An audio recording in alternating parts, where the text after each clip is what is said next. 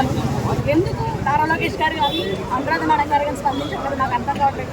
మీ మా జీవితాలు దయచేసి మీరు మాకు స్పందిస్తారని మేము ఎదురు చూస్తున్నాము. రాత్రనగా పగలనగా మేము ఇక్కడ కూర్చున్నాము. మాతో పాటు విద్యార్థులందరూ ఇక్కడ అభ్యర్థులు విద్యార్థులు గ్రూప్ నోటిఫికేషన్ కోసం ఎవరైతే ఎదురు చూస్తారో ప్రతి ఒక్కరు ప్రిలిమ్స్ క్వాలిఫైన్ ప్రతి ఒక్కరు ఇక్కడ నిలబడ్డారు. మీరు ఎందుకు స్పందించట్లేదు నాకు అర్థం కాలేదు. నేను చెప్తున్నానండి, నా నియోజకవర్గంలో నుంచి నేను జనసేన ప్రభుత్వానికి ఓటేసి గెలిపించాను. లాస్ట్ 2019 నేను ఓటు వేయలేదు. 2024లో ఏదైతే మనకి ఎలక్షన్స్ జరిగినాయో దాంట్లో నేను ఓటేసాను. నిజం చెప్తున్నాను, సీఎం పవన్ కళ్యాణ్ గారు మిమ్మల్ని గుర్తించి నేను ఓటేసాను. మీరు ఎందుకు రెస్పాండ్ అవ్వట్లేదు నాకు అర్థం కావట్లేదు. మీరు ఎక్కడ వెళ్ళిపోయారో ఎక్కడ ఉన్నారో నాకు అర్థం కావట్లేదు.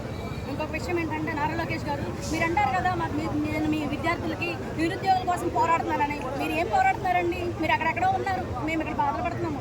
మేము ఎందుకు కష్టాలు పడుతున్నాం మాకు తెలుస్తుంది. 5 సంవత్సరాల్లో మాకు నోటిఫికేషన్ లేదు. నాలాంటి వాళ్ళు ఇక్కడ చాలామంది ఉన్నారు. దయచేసి మీరు స్పందిస్తారని మేము ఆశిస్తున్నాము. అదేవిధంగా ఏబీపీఎస్ చైర్మన్ గారు, ప్లీజ్ మేడం, మీరు ఒక అభ్యర్థుల నుంచే ఉద్యోగాల్లో చేరారు. మీరు ఒక ఆస్పిరెంట్ అచీవర్ అయ్యారు. మీరు డైరెక్ట్ అచీవర్ అవ్వలేదు, మీరు ఆస్పిరెంట్ అచీవర్ అయ్యారు. మీకు తెలుసు యూపీఎస్సీలో మీరు ఎన్నికడు ఉంటారు, మీకు తెలుసు. మీరు ఐపీఎస్ ఆఫీసర్ ఐఏఎస్ ఆఫీసర్ నాకు తెలియదు, కానీ ఖచ్చితంగా ఒక ఆఫీసర్ అంటే ఆస్పిరెంట్ నుంచే వచ్చి ఉంటారు. మేము అదే పొజిషన్లో ఉన్నామండి.